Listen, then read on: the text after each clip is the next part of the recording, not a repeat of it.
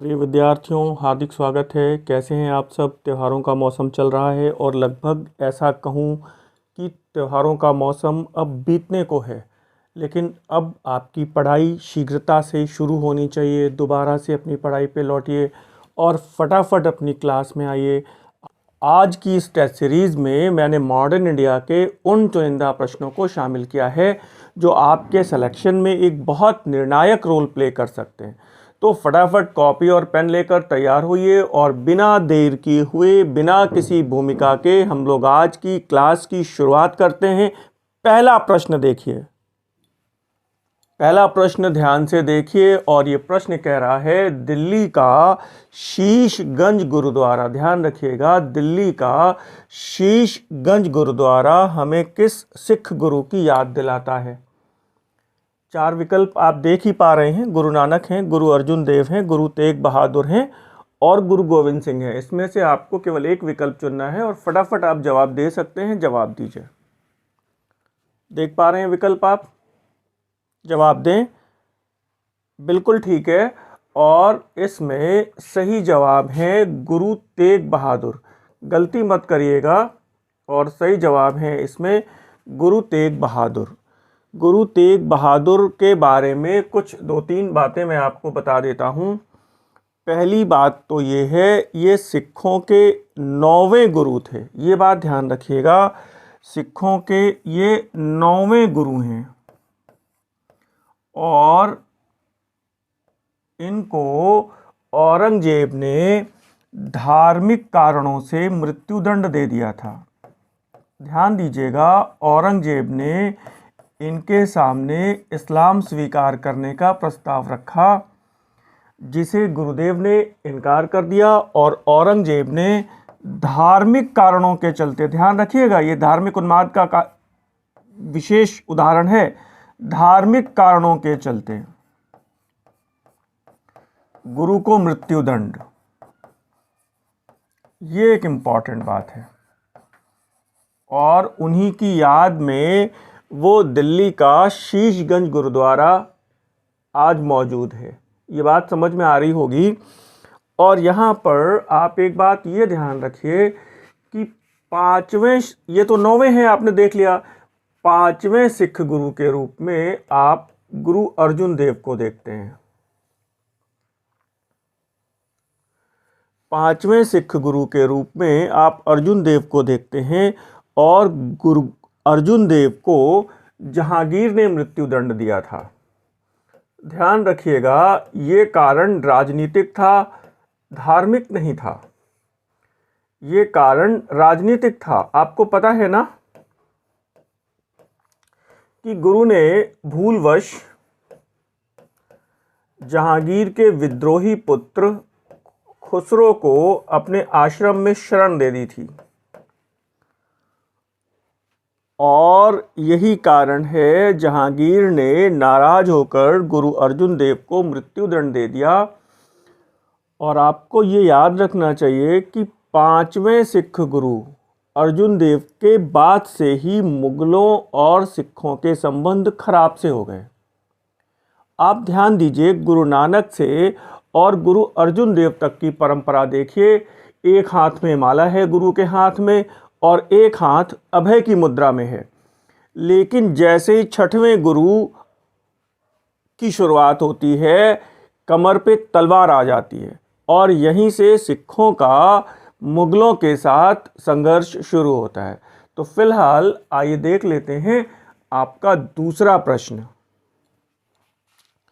दूसरा प्रश्न पढ़िए और देखिए, भारतीय राष्ट्रीय कांग्रेस के वार्षिक अधिवेशनों को किसने 3 दिवसीय तमाशा की संज्ञा दी। ध्यान रखिए, 3 दिवसीय तमाशा की संज्ञा देने वाले कौन हैं?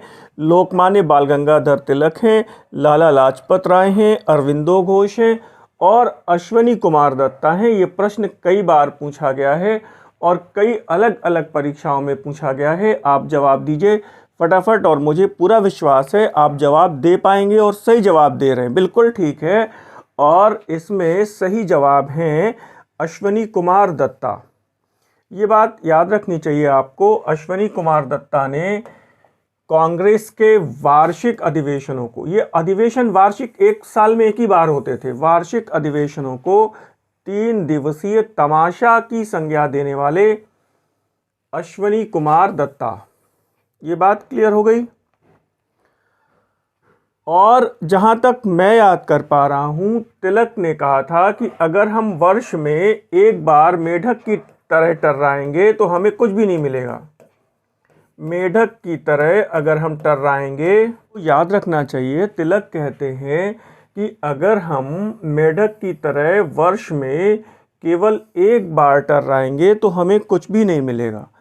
तिलक कहते हैं अगर हम मेढक की तरह एक बार वर्ष में टर्राएंगे तो हमें कुछ नहीं मिलेगा।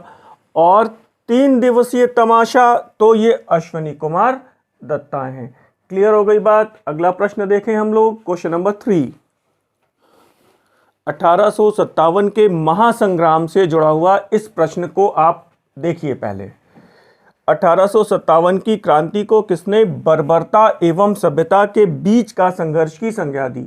बर्बरता एवं सभ्यता के बीच का संघर्ष की संज्ञा देने वाले टी.आर. होम्स हैं, वी.डी. सावरकर हैं, आर.सी. मजुमदार हैं या फिर सैयद अहमद खान हैं? मुझे बताइए, फटाफट जवाब दीजिए। देखिए, कंफ्यूजन की स्थिति नहीं रहनी चाहिए और मैं आपको बता रहा हूं ये सही जवाब है इसमें टी.आर. होम्स। ठीक है, इसमें सही जवाब है टी.आर. होम्स। इस बात को याद रखिएगा। यहां से जुड़े हुए मैं आपको 2 प्रश्न और डिस्कस कर देता हूं, बहुत ज्यादा नहीं, केवल उतने ही जितने कई बार पूछे गए हैं। 2 नाम और देखिए आप। वी.डी. सावरकर, इन्होंने 1857 के विद्रोह को भारतीयों का प्रथम राष्ट्रीय स्वतंत्रता संग्राम की संज्ञा दी है। यह बात हमेशा पूछी जाती है। क्लियर है? प्रथम राष्ट्रीय स्वतंत्रता संग्राम की संज्ञा देने वाले कौन हैं? तो वो विनायक दामोदर सावरकर हैं और इनकी वो बुक ही है 1857 1857 the first war of Indian independence. ये बात क्लियर हो रही है। और आर.सी. मजुमदार सर को अगर थोड़ा सा देख लें तो मजुमदार सर का ये स्टेटमेंट बड़ा इंपॉर्टेंट है। तथाकथित प्रथम राष्ट्रीय स्वतंत्रता संग्राम ना तो राष्ट्रीय था, ये देखिए, ना तो राष्ट्रीय था, ना तो प्रथम था और ना ही स्वतंत्रता संग्राम था। ये प्रश्न भी कई बार पूछा गया है। तो ये 3 स्टेटमेंट आप याद रखिएगा। बाकी बहुत सारे स्टेटमेंट हैं, समय आने पर हम लोग चर्चा करते रहेंगे। लेकिन इस प्रश्न में आपको 3 प्रश्न मिल रहे हैं। पहला तो ये कि बर्बरता और सभ्यता के बीच का संघर्ष, तो वो है टी.आर. होम्स। प्रथम राष्ट्रीय स्वतंत्रता संग्राम, तो वो है वी.डी. सावरकर। और अगर मजुमदार सर को देखिए तो वो कहते हैं तथाकथित प्रथम राष्ट्रीय स्वतंत्रता संग्राम ना तो प्रथम था, ना तो राष्ट्रीय था और ना ही स्वतंत्रता संग्राम था। फिलहाल नेक्स्ट क्वेश्चन आप देख लीजिए। क्वेश्चन नंबर 4 आप देख पा रहे होंगे। और सबसे बड़ी बात यह है कि कांग्रेस की स्थापना के पूर्व कुछ महत्वपूर्ण संस्थाओं से भी प्रश्न पूछे जाते हैं। एक आध संस्था पूछ दी जाती है और यह प्रश्न वहीं से है। आप प्रश्न को पढ़िए। कह रहा है कि भारत में जिस राजनीतिक संगठन की स्थापना 1838 में हुई थी उसका नाम क्या था? 1838 ईस्वी में हुई थी, उसका नाम क्या था? 4 ऑप्शंस हैं। जमींदारी एसोसिएशन, लैंड होल्डर्स सोसाइटी, इसी को लैंड होल्डर्स सोसाइटी भी कहा गया है। इंडियन एसोसिएशन, इसको भारत संघ भी कहा गया है, हिंदी में नाम है भारतीय देशभक्त सभा। और बंगाल ब्रिटिश इंडिया सोसाइटी। इन 4 प्रश्नों में, इन 4 विकल्पों में एक विकल्प तुरंत चुनिए। प्रश्न देखते ही उत्तर याद आना चाहिए। बताइए। बिल्कुल ठीक है। और इसमें सही जवाब है जमींदारी एसोसिएशन या फिर लैंड होल्डर्स सोसाइटी। अब आप मुझे ये बता सकते हैं कि इस संस्था की स्थापना किसने की? कुछ याद आ रहा है? जहां तक मैं याद कर पा रहा हूं, इस संस्था के संस्थापक थे द्वारकानाथ टैगोर। ध्यान रखिएगा, द्वारकानाथ टैगोर। और इस संस्था की स्थापना हुई है कहां पे? कलकत्ता में। इस संस्था की स्थापना हुई है कहां पे? कलकत्ता में। ये बहुत जरूरी प्रश्न है।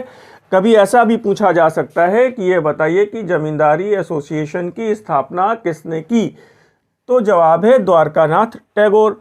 और यहां पर एक नाम मैं आपसे और डिस्कस करूंगा, वो बहुत इंपॉर्टेंट है, और वो संस्था है इंडियन एसोसिएशन या भारत संघ। तो इसको देख लीजिएगा, ये संस्था 1876 में बनी है। किसने बनाई है मुझे बताइए?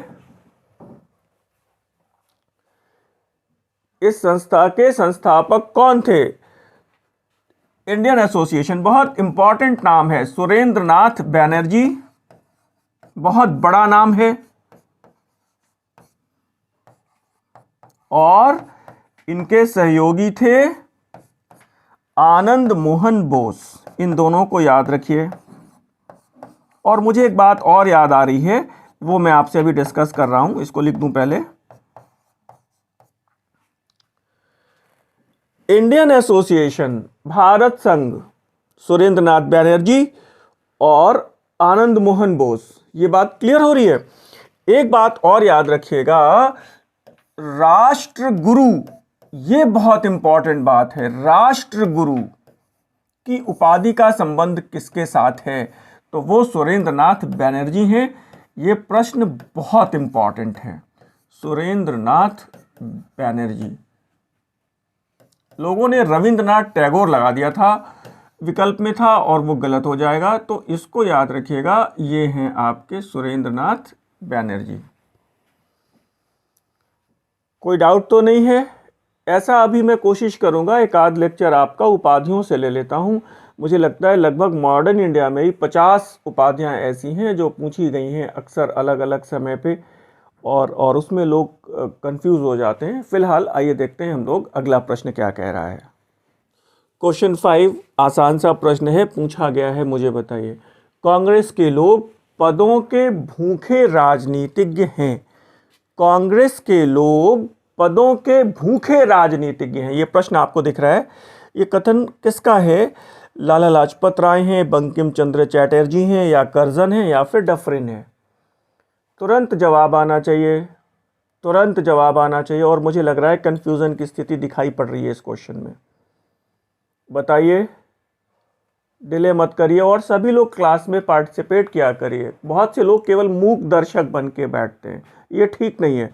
परीक्षा में आपको परफॉर्म करना ही पड़ेगा, परीक्षा में आपको परफॉर्म करना ही पड़ेगा। और फिलहाल मैं आपको बता देता हूं यहाँ पे, और सही जवाब है यहाँ पे बंकिम चंद्र चटर्जी। ये बात सही हो रही है। कांग्रेस के लोग पदों के भूखे राजनीतिज्ञ हैं, किसका कथन है? बंकिम चंद्र चटर्जी। मैं आपसे यहाँ पे 2 प्रश्न और डिस्कस कर देता हूँ, और विशेष तौर पे लॉर्ड डफरिन से जुड़ा हुआ एक स्टेटमेंट, एक प्रश्न है।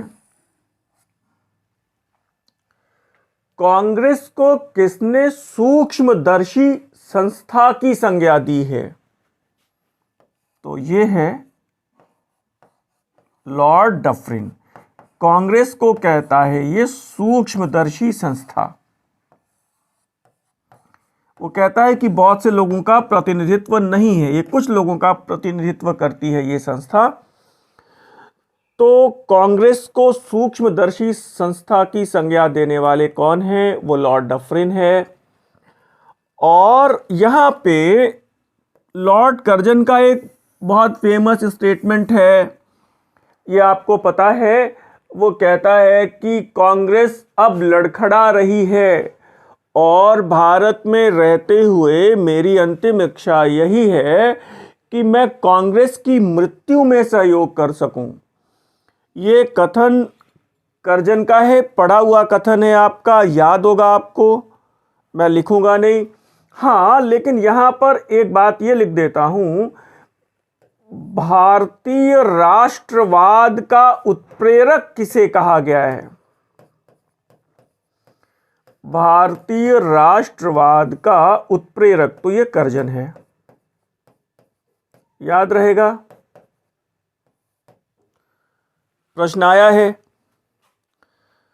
गोपाल कृष्ण गोखले ने कर्जन को दूसरा औरंगजेब भी कहा है, याद रहेगा, ये भी पूछा गया है। प्रश्न बहुत सारे हैं, लेकिन मेरा उद्देश्य केवल इतना है कि दिए गए प्रश्न में पूछे गए विकल्पों के अनुसार कुछ रेलेवेंट चीजें आपसे डिस्कस कर दूं, बहुत ज़्यादा आपको उलझाऊं नहीं। बीच में त्योहारों का मौसम, आप सब क्लास में अचानक गायब हो गए, मैं लगातार आपके लिए काम कर रहा हूं। मैं चाहता हूं जब तक आपकी परीक्षा नहीं हो जाती, बिना किसी व्यवधान के इस क्लास में आपको उपस्थित रहना चाहिए। बाकी कैरियर आपका है। मैं अभी कहीं पढ़ रहा था, एक बुक में मैंने पढ़ा कि आपके पास केवल यही एक जीवन है, आपके पास केवल यही एक जीवन है। पुनर्जन्म की उम्मीद में इसे व्यर्थ ना जाने दें। जो कुछ भी करना है वो बस इसी जीवन में करना है। बात समझ में आ रही है ना? बहुत समय नहीं है। आपको लगता है कि बहुत समय है, जीवन में एक ही चीज़ आपके पास नहीं है और वो है समय, और एक ही चीज़ आपके पास बहुत सीमित है और वो है आपकी ऊर्जा। इन दोनों में तालमेल और सामंजस्य बना के बहुत सारी चीज़ें अचीव करनी है। आइए देखते हैं अगला प्रश्न। देखिए, ये भी एक सुखद संयोग है, ये क्वेश्चन भी साथ में ही आ गया। क्वेश्चन नंबर 6 आप पढ़ लीजिए, अभी तुरंत मैंने डिस्कस कर दिया है तो इसमें बहुत एक्सप्लेनेशन की जरूरत नहीं पड़ेगी। भारतीय राष्ट्रीय कांग्रेस के लिए किसने कहा कि यह अल्पसंख्यक वर्ग का प्रतिनिधित्व करने वाली सूक्ष्मदर्शी संस्था है? अभी देखिए, मैंने आपसे डिस्कस किया और अब जवाब देने की जरूरत नहीं है, फटाफट आप बता ही देंगे। और सही जवाब है लॉर्ड डफरिन। याद रखिएगा, सूक्ष्मदर्शी संस्था लॉर्ड डफरिन, सूक्ष्मदर्शी संस्था लॉर्ड डफरिन। यहां पर एक बात कर्जन के लिए मैंने आपको बता ही दिया है, भारतीय राष्ट्रवाद का उत्प्रेरक द्वितीय औरंगजेब। दो प्रश्न और डिस्कस कर देता हूं। वेडरबर्न, विलियम वेडरबर्न, ह्यूम का जीवनीकार, यह प्रश्न भी आया है। ए.ओ. ह्यूम की जीवनी किसने लिखी? तो वो है विलियम वेडरबर्न। ह्यूम का जीवनीकार विलियम वेडरबर्न, याद रहेगा। फिर इसके बाद एक चीज और देखिए, बहुत सारी चीजें याद आ जाती हैं। ए.ओ. ह्यूम को हर्मिट ऑफ शिमला भी कहा गया है। हर्मिट ऑफ शिमला यानी शिमला का संत। हर्मिट ऑफ साबरमती, साबरमती का संत गांधी। क्लियर है? और एक बात और बताता हूं, ये सैयद अहमद खान हैं जिन्होंने कांग्रेस की स्थापना का विरोध किया था और इन्होंने इसी समय एक संस्था की स्थापना की थी, United Indian patriotic association. United Indian patriotic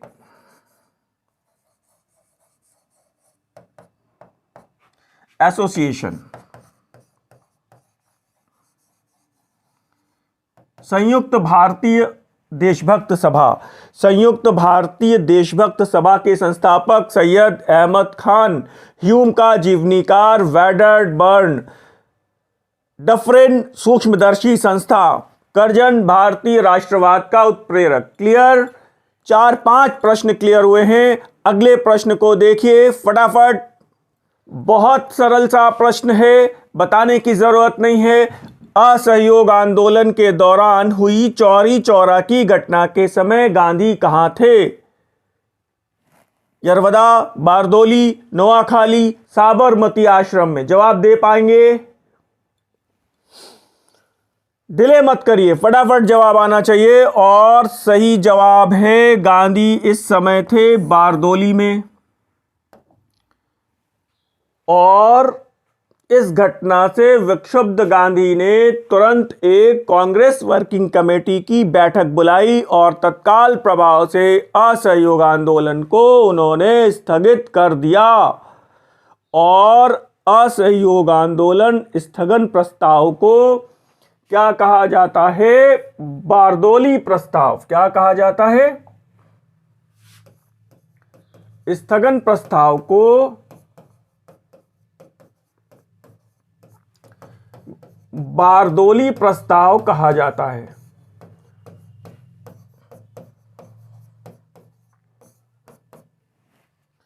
मुझे उम्मीद है ये बात आपकी क्लियर हो गई होगी।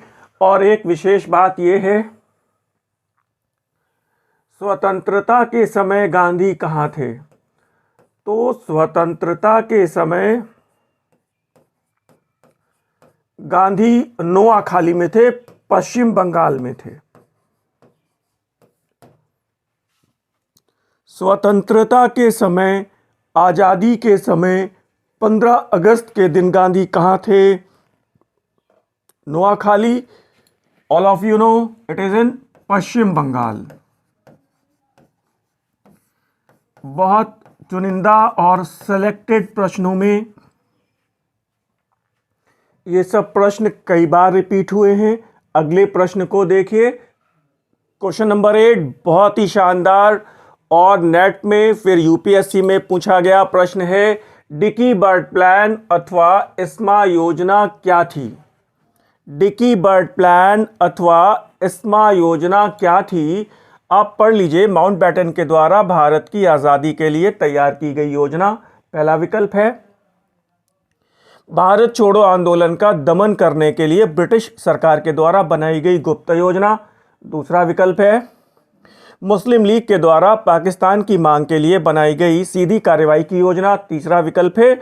और चौथा विकल्प आप देख ही पा रहे हैं, उपरयुक्त में से कोई नहीं। मुझे बताइए फटाफट। चारों विकल्प क्लियर हैं, आपके सामने देख सकते हैं आप।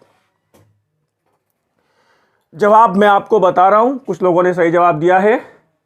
डिकी बर्ड प्लान, तो इट इज माउंटबेटन के द्वारा भारत की आजादी को तैयार करने के लिए बनाई गई योजना थी। आप ध्यान रखिएगा, जहां तक मुझे याद आ रहा है, लेडी लॉर्ड माउंटबेटन जो एडविना हैं, वो माउंटबेटन को प्यार से डिकी कहती हैं। डिकी। डिकी बर्ड प्लान अथवा एस्मा योजना, ध्यान देने की जरूरत है। डिकी बर्ड प्लान अथवा एस्मा योजना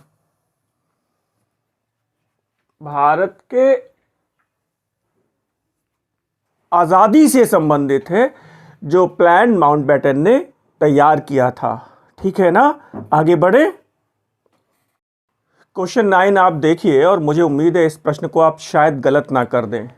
देशी भाषा समाचार पत्र अधिनियम 1878 वार्नाकुलर प्रेस एक्ट के द्वारा सर्वप्रथम किस समाचार पत्र पर कार्रवाई की गई और उसे जब्त कर लिया गया?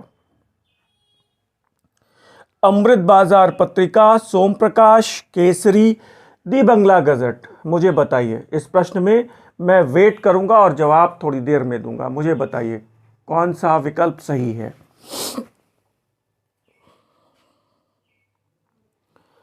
देखिए, गलत मत करिए भाई। और अगर आप गलती से भी अमृत बाजार पत्रिका चुन रहे हैं तो यह गलत है।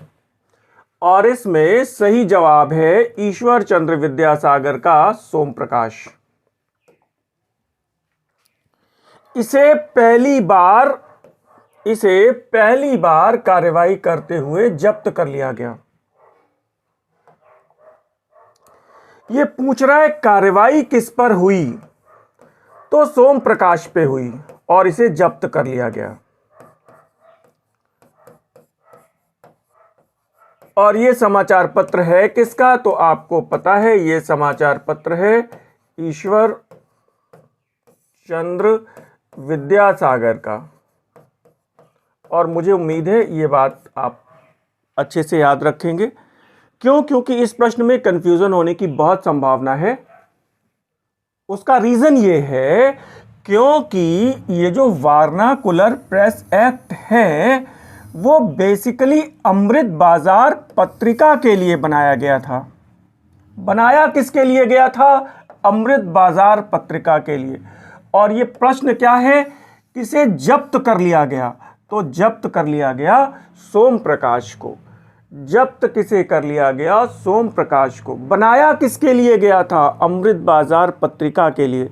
देशी भाषा समाचार पत्र अधिनियम, आपको ध्यान रखना चाहिए, भारतीय भाषा में प्रकाशित होने वाले समाचार पत्रों पर ही लागू होता था। और अमृत बाजार पत्रिका ने इस अधिनियम के पारित होने के बाद रातों रात अपनी भाषा को बदल दिया और अगले ही दिन इस समाचार पत्र का एडिशन अंग्रेजी में आ गया।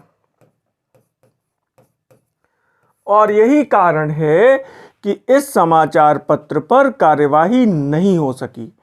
तो अगर ये प्रश्न ऐसे आता है कि वर्नाकुलर प्रेस एक्ट किस समाचार पत्र के लिए विशेष तौर पर तैयार किया गया, तो जवाब है अमृत बाजार पत्रिका। किस समाचार पत्र को पहली बार कार्यवाही करते हुए जब्त कर लिया गया, तो जवाब है सोम प्रकाश। किसका है? ईश्वर चंद्र विद्यासागर का है। और एक बात मैं बता दूं, इसी समाचार पत्र ने सर्वप्रथम नील श्रमिकों की समस्याओं पर लेख लिखे थे। नील श्रमिकों की समस्याओं पर ध्यान आकर्षित करने वाला पहला समाचार पत्र सोम प्रकाश सर्वप्रथम लेख लिखे हैं। आप ध्यान रखिएगा, सोम प्रकाश।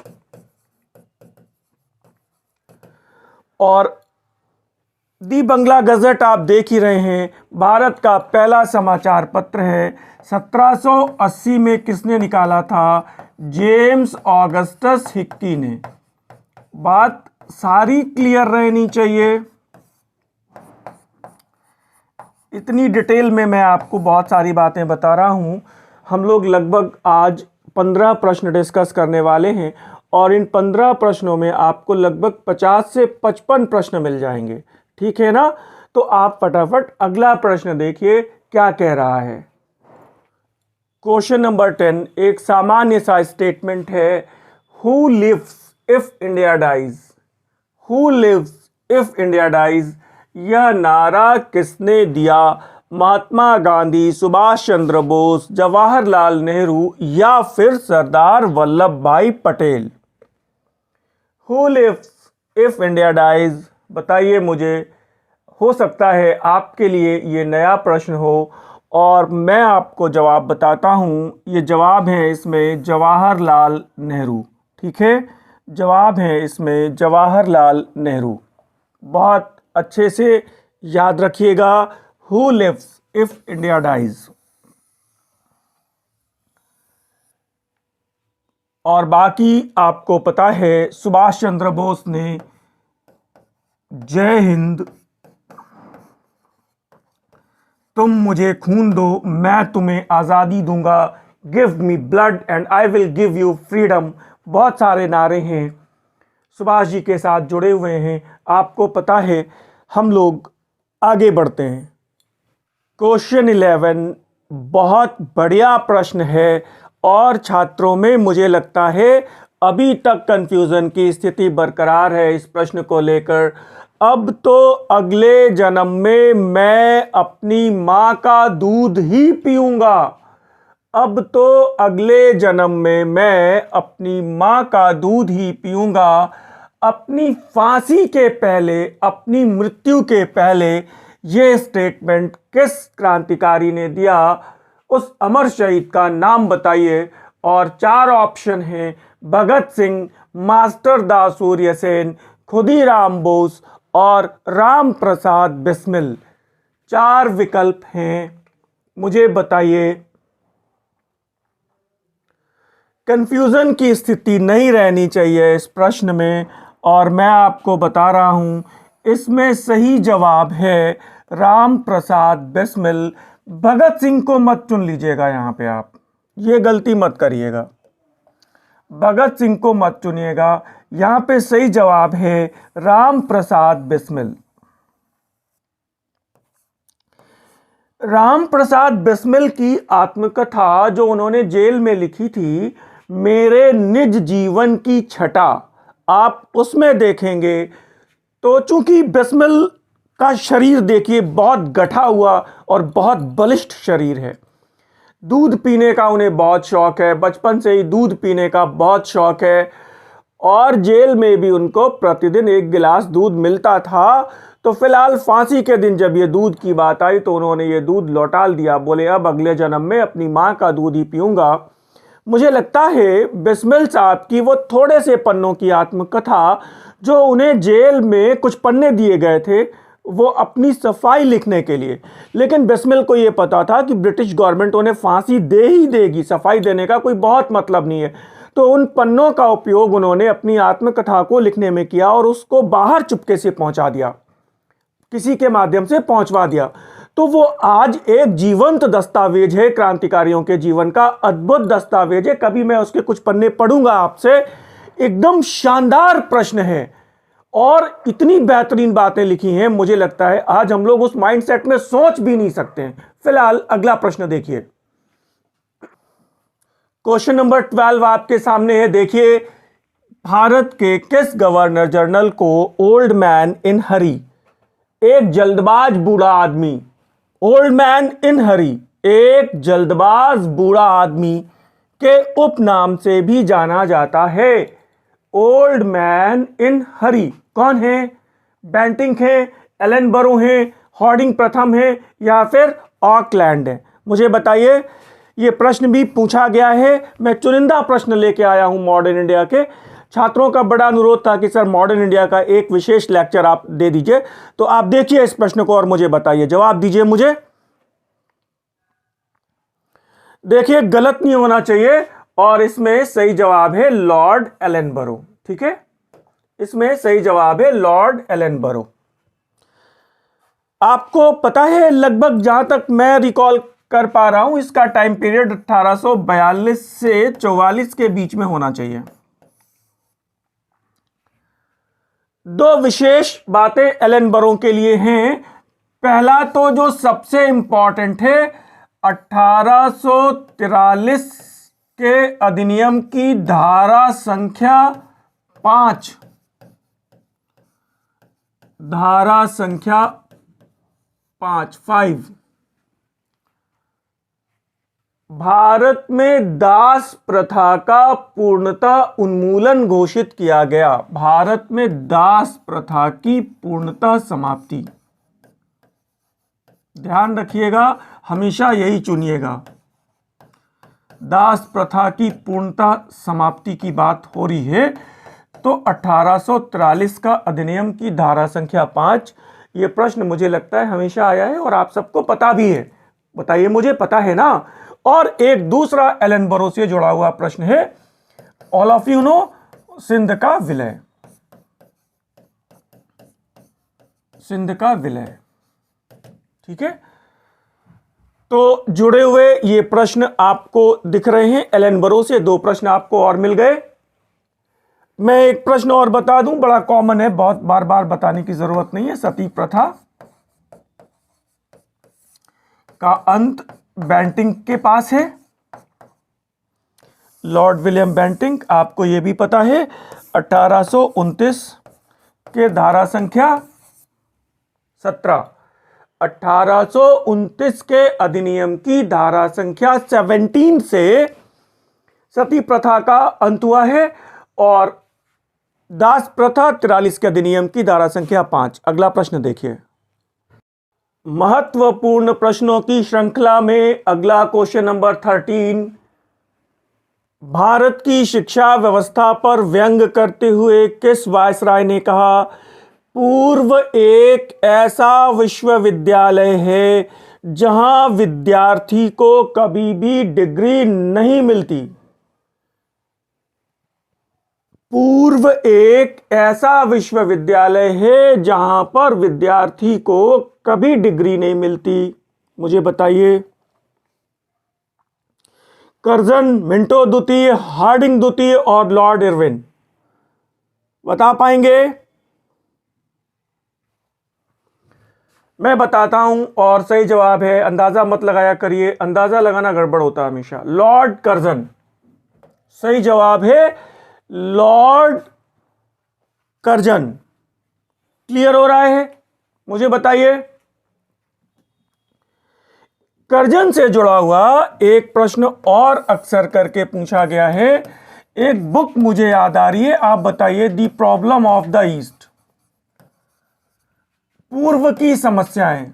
ये कर्जन की तो बुक है, पूर्व की समस्याएं।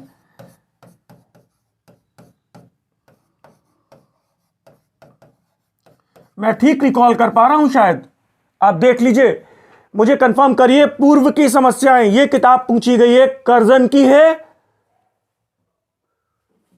ओके, कर्जन की ही है, ठीक है ना? अब देखो, मैं कर्जन से जुड़ा हुआ 2-3 स्टेटमेंट आपको शेयर कर रहा हूं, आप इसका स्क्रीनशॉट ले लीजिएगा, हो सकता है कभी भविष्य में पूछा जाए। इस इंफॉर्मेशन का पहले तो आप स्क्रीनशॉट लीजिए। और अब देखिए कर्जन क्या कह रहा है। कर्जन ने कलकत्ता महापालिका की स्थिति पर भी व्यंग किया और वो लिखता है कि मैं अब वायसराय के पश्चात कलकत्ता का महापौर बनना चाहूंगा। है ना अजीबो गरीब बात। अगला स्टेटमेंट देखिए, ये मैंने अभी आपसे शेयर किया कि कांग्रेस अब मृत्यु की ओर जा रही है और मेरी अंतिम इच्छा यही है कि मैं कांग्रेस की शांतिपूर्ण मृत्यु में सहयोग कर सकूं। थोड़ी देर पहले मैंने आपको बताया कि गोखले ने कर्जन को द्वितीय औरंगजेब की संज्ञा दी है। थोड़ी देर पहले मैंने आपको बताया कर्जन को भारतीय राष्ट्रवाद का उत्प्रेरक भी कहा जाता है। क्लियर? कई प्रश्न मिले आपको। अगला प्रश्न देखिए, बहुत सामान्य और बहुत आसान सा प्रश्न। स्वतंत्र भारत के अंतिम गवर्नर जनरल कौन थे? माउंटबेटन, राजगोपालाचारी, जेबी कृपलानी, डॉक्टर राजेंद्र प्रसाद। गलत मत करिए, बहुत गलत मत करिए, जवाब आप सबको पता है और सही जवाब है सी राजगोपालाचारी। स्वतंत्र भारत के अंतिम गवर्नर जनरल सी राजगोपालाचारी। अगर यह प्रश्न ऐसे आ जाए, स्वतंत्र भारत, इस शब्द को याद रखिए, प्रथम भारतीय गवर्नर जनरल,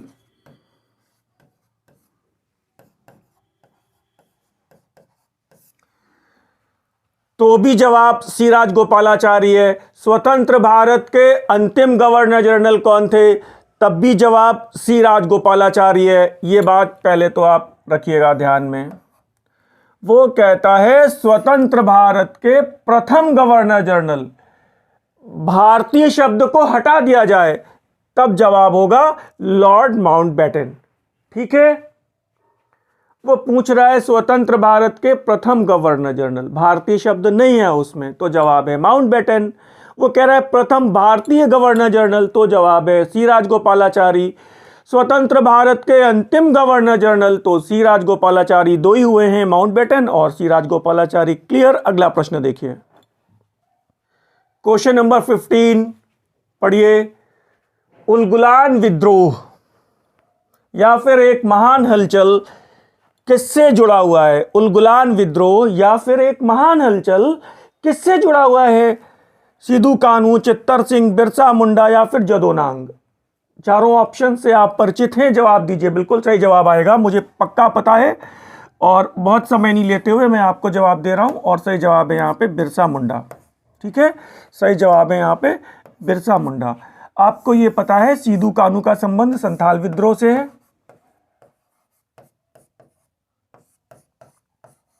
मुझे बताइए, पता ही होगा आपको, ये सब सरल प्रश्न है। चित्तर सिंह का संबंध रमोसी विद्रोह से है, ये भी आपको पता है। और आपको पता है जदोनांग और रानी गैडिनिल्यू, जियाल रंग आंदोलन। क्लियर है? कोई डाउट नहीं होना चाहिए। 15 प्रश्न मैंने आज आपकी टेस्ट सीरीज में डिस्कस किए हैं और 15 से लेके इस प्रश्नों में 55 प्रश्न मैंने आपसे डिस्कस किए हैं। इस छोटे से समय में मैक्सिमम एफर्ट करके मैक्सिमम चीज़ों को, आपके मैक्सिमम डाउट्स को क्लियर करने की कोशिश कर रहा हूं। मेरा अनुरोध है, क्लास में लगातार आइए। फिलहाल मुझे आज की टेस्ट सीरीज को समाप्त करने की अनुमति दीजिए। शीघ्र ही मिलते हैं अगले पेपर में। तब तक के लिए धन्यवाद, नमस्कार।